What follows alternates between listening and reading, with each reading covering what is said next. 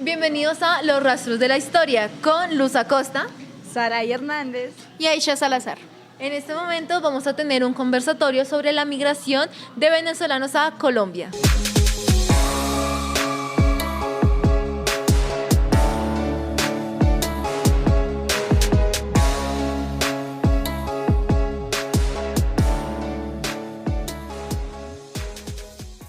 Ve, ¿no se ha dado cuenta que hay mucho migrante venezolano?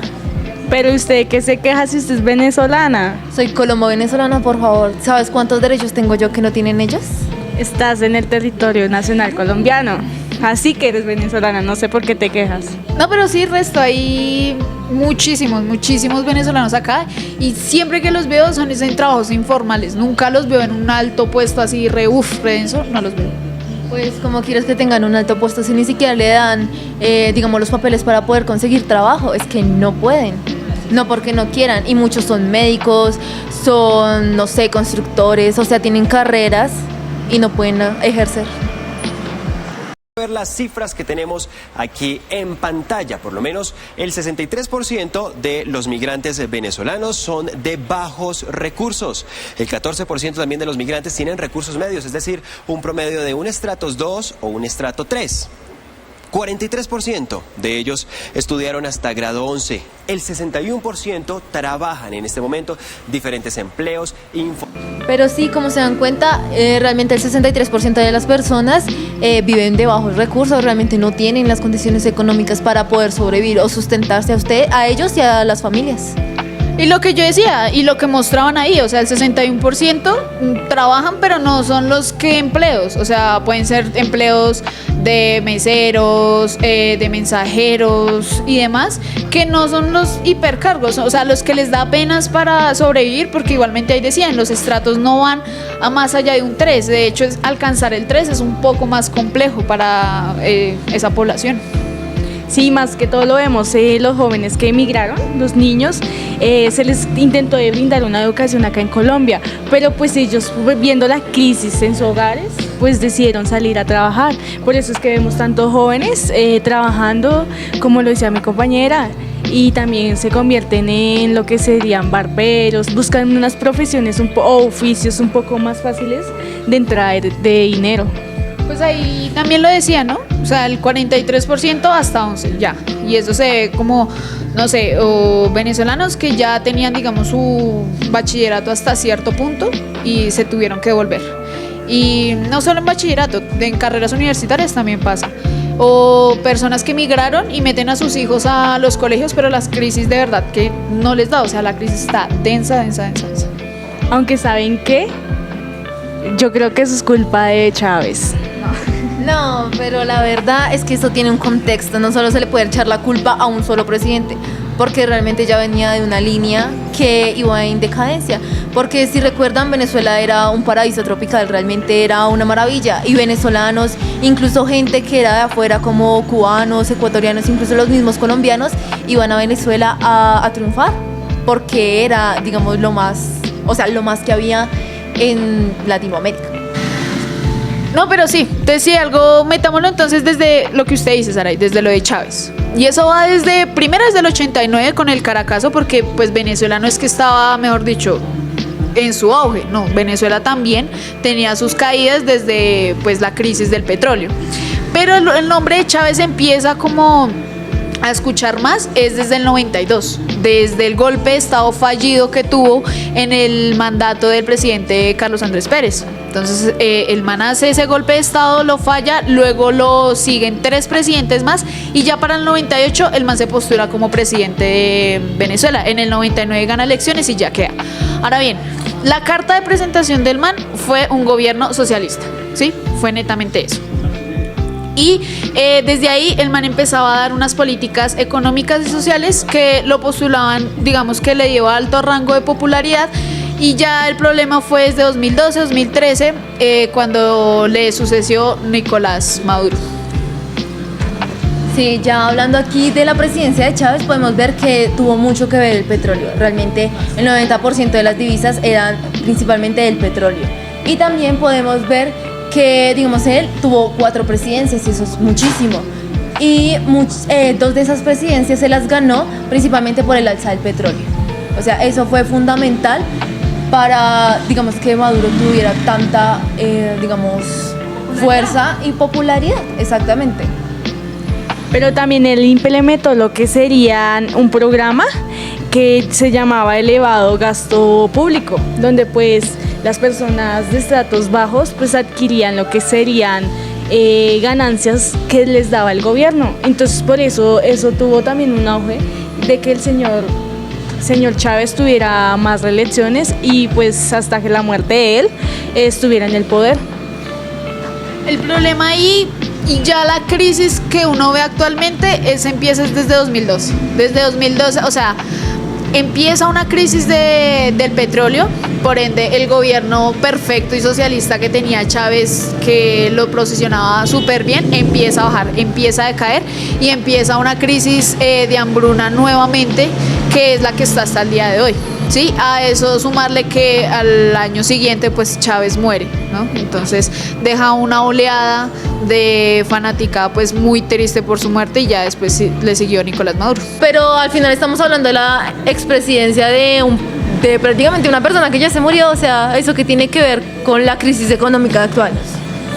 Pues es que en sí la culpa, ya vimos, no fue de Chávez, el gobierno de él, aunque tenía su posición, pues digamos que fue relativamente bueno, le ayudó la subida del precio del dólar, pero pues digamos que ahí la culpa no es de Chávez, es de Maduro. Pero entonces, ¿qué hizo Maduro? Ok, el conversatorio cambió de formato, sin embargo, pues vamos a continuar. Respondiendo a tu pregunta, Saray, de qué hizo Maduro, vamos a contextualizar un poquito más sobre por qué suena el nombre de Maduro en un inicio.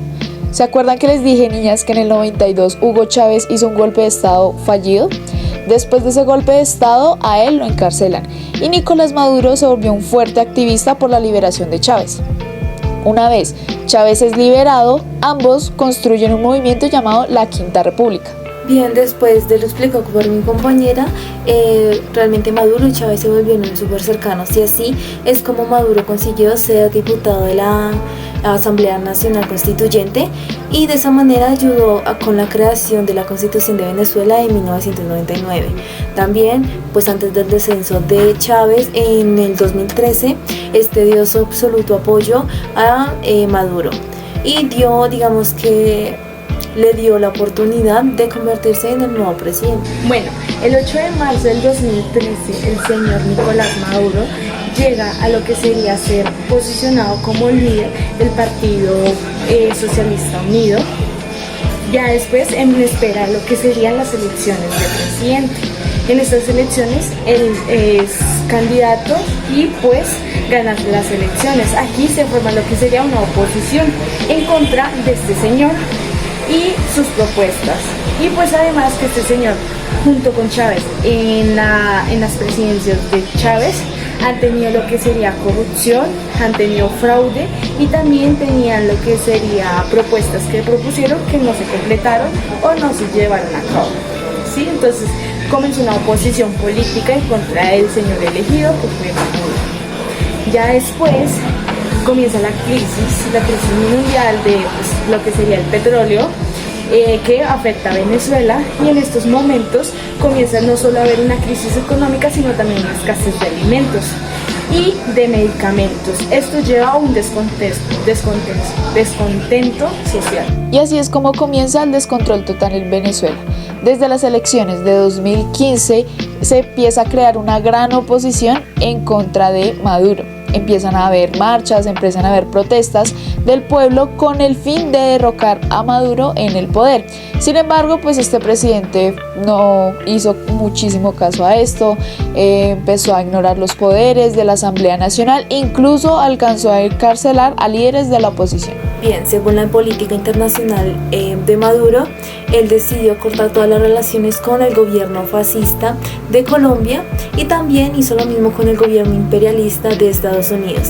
Y así fue como cortó las relaciones tanto con Colombia como con Estados Unidos y también con Europa.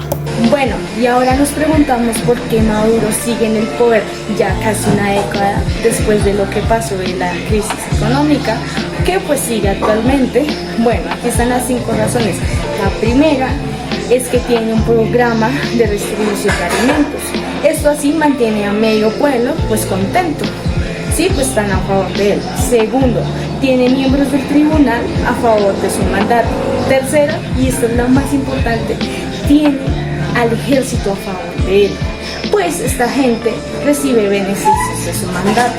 La cuarta nos habla de que este señor tiene lo que sería aliados internacionales, como son Rusia, China y Turquía. También tiene, por último, lo que sería una oposición fracturada o sin líder, ya que pues estas personas que sean opositoras al mandato de este señor son enviados a la cárcel solamente por llevarle la contraria a él. Nosotros ya hablamos bastante sobre política, sobre Maduro, entonces vamos a hablar meramente de lo social, un poco de lo económico, porque digamos que ese es el tema de nuestro conversatorio, ¿verdad? Bien, la migración venezolana realmente no solo afecta a Venezuela en su política y en su economía, sino también afecta a los demás países, ya que esta es la migración más grande que ha habido en Latinoamérica aproximadamente en los últimos 50 años. También se han ido del país aproximadamente 7 millones de personas, 7 millones de venezolanos que han caminado cientos de kilómetros para poder llegar a otros países de Latinoamérica o a países más hacia el norte. También Colombia es el lugar donde más ha abarcado migrantes venezolanos, con más o menos unos 2 millones de personas. Bueno, pero también tengamos en cuenta que es una de las migraciones más grandes y más rápidas que se dio en pocos años. Un ejemplo también que podríamos ver es la migración de salvadoreños que salen de su país por las pandillas. No es un país pequeño con poca migración, pero tuvo un impacto similar como lo tuvo Venezuela-Colombia. Aparte de que es una de las migraciones más grandes que se ha visto en los últimos 50 años, realmente ese no es solo el problema que tienen los migrantes venezolanos. También está la falta de documentación, la salud y la xenofobia que se está viendo en gran manera. Digamos que en cuestión de los papeles hay muchísima gente indocumentada porque no pudieron sacar pasaportes antes de todo este proceso de la migración.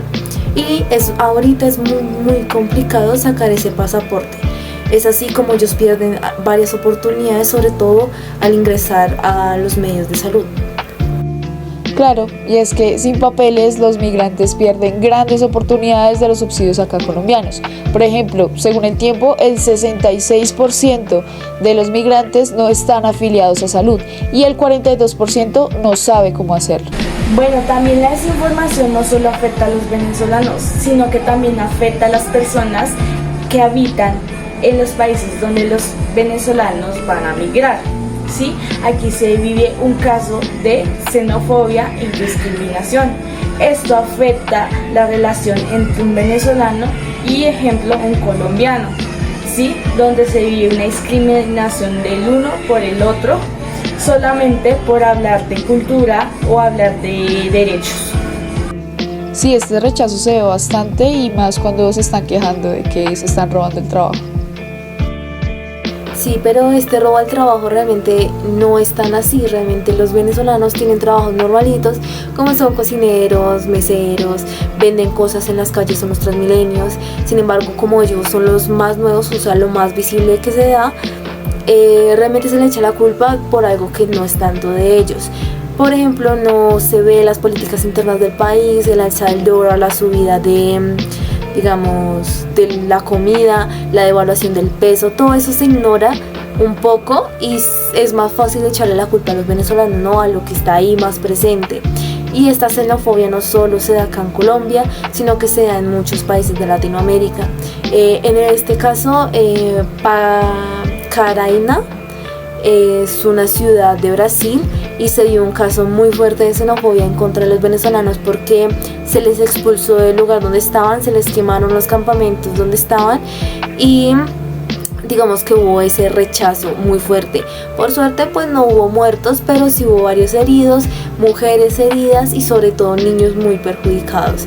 Y pues esa no es la idea, ¿no? Los venezolanos realmente no tienen la culpa de que la situación de su país esté tan mal que ellos hayan tenido que emigrar. Pero digamos que nosotros acá estamos hablando demasiado sí, basándonos en fuentes y desde lo que nosotros como espectadores colombianos hemos visto. Pero deberíamos darle a este conversatorio una mirada venezolana y yo traje acá a un invitado súper especial y es José, un compañero mío que es migrante venezolano. Entonces él nos va a contar más o menos como su experiencia migrando y cómo ha sido de difícil el llegar a un nuevo país, uno, siendo tan joven, dos, dejando un poco a su familia atrás y tres, intentando llegar y arriesgarse a todo lo que conlleva de lo que ya hemos hablado, de salud, de papeles y de trámites y sus anhelos por querer volver a Venezuela. José. Hola, mi nombre es José Rodríguez, vivo acá en Colombia hace 5 años, salí de Venezuela. Me sentí un poco mal al salir de Venezuela, pues por lo que tengo mi familia allá y cuando viajé me vine menor de edad y la verdad me sentí un poco mal. Fue mi primera experiencia de viajar al país, fuera del país. ¿Pienso volver a Venezuela? Sí, la verdad sí, porque es mi ciudad natal y me encantaría volver. Listo, chicas, digamos que el conversatorio estuvo muy interesante, fue una charla bastante profunda porque nosotras iniciamos desde que la crisis estaba densa, la crisis de migración. Sin embargo, escalamos un poquito y tocamos ya cuestiones sociales y económicas que influyen, ¿sí? Y digamos que como conclusión general podemos sacar uno desde el aspecto político, y es que esta migración masiva se debe a Nicolás Maduro. O sea, esto no tiene otro nombre y es evidente, no solo para nosotras, sino para la población en general, ya que este es un presidente que sencillamente no escucha a su pueblo, hace caso omiso a lo que su pueblo grita, y su pueblo grita desesperación, hambre, crisis. Un pueblo que satíricamente desvalorizó tanto su peso nacional que ya empezó a dolarizarse y ni siquiera es desde ahorita, ya lleva bastante tiempo así, y es esta dolarización un tanto cómica por el mismo hecho de que su presidente rechazaba totalmente a los países del norte, específicamente le echaba la culpa a Estados Unidos de la propia crisis, y aquí empiezan a implementar el dólar, ¿sí? Entonces es un presidente que creería yo, y me atrevo a decirlo, es por una cuestión de ego, que más allá de ser presidente ya está rozando, y lo han dicho muchos medios, en una cuestión de dictador, ¿sí? Entonces, un presidente que sencillamente no hace caso a la población de su país es un presidente simplemente que fracasa. Desde la cuestión económica, pues ya lo dijimos, el petróleo es su punto central, y desde ahí todo lo que pasa en Venezuela es dependiente de esto. Por eso mismo es que un país no puede depender únicamente de un recurso natural, no solo por las demás cuestiones de recursos, porque hace falta en un país, sino porque de una bajada de precio empiezan estas crisis. Y Venezuela, esta no es la primera crisis, lógicamente, sino que ha habido una alza entre este precio, y que no ha dejado, digamos, poder ser a Venezuela como era antes, ¿sí? Era antes, me refiero al gobierno de Chávez, ¿sí? Porque Chávez fue el presidente que fue gracias a la alza del dólar y obviamente del petróleo, y esto lo favoreció un montón. Por eso hizo esta cuestión de subsidios, por eso se hizo querer tanto de su pueblo, porque pues digamos que el modelo socialista que él construyó en su momento dio frutos únicamente por el petróleo, ¿sí? Y con la baja desde 2012, sencillamente Maduro al llegar al poder no podía, ¿sí? Y ya la cuestión social, ya lo vimos también con José, ha sido una cuestión de xenofobia por parte de Colombia, y no solo Colombia, Ecuador, Perú, Estados Unidos bastante. Empieza una cuestión de xenofobia, empieza una cuestión de papeleo y trámites, porque la gente igualmente está desesperada, quiere salir de Venezuela y los trámites no alcanzan, las notarías y demás centros de documentos tienen un trámite un poquito lento, me atrevo a decir, Y es por esto que no existen los documentos pertinentes, y acá igualmente ya lo habíamos tocado, empiezan el tema de los trabajos, de la salud, de la educación. Nosotras que somos pedagogas, empieza un fenómeno bastante fuerte porque también empiezan a haber aulas de clase en donde la mayoría de chicos son venezolanos, ¿sí? Entonces acá también uno entra en la cuestión de docente a cómo replantearse una clase, ¿sí? Cómo replantearse una clase de ciencias sociales si voy a enseñar símbolos patrios, pero, oh sorpresa, el chico que tengo enfrente no es colombiano, es venezolano, ¿sí? Entonces son ese tipo de cuestiones que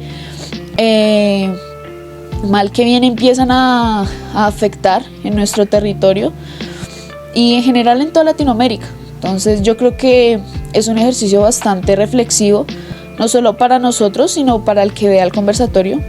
Y nada, yo creería que pues hay que seguir en la lucha y esperar que sigue con esta crisis venezolana. Chao chicos. Chao chicos, que estén muy bien.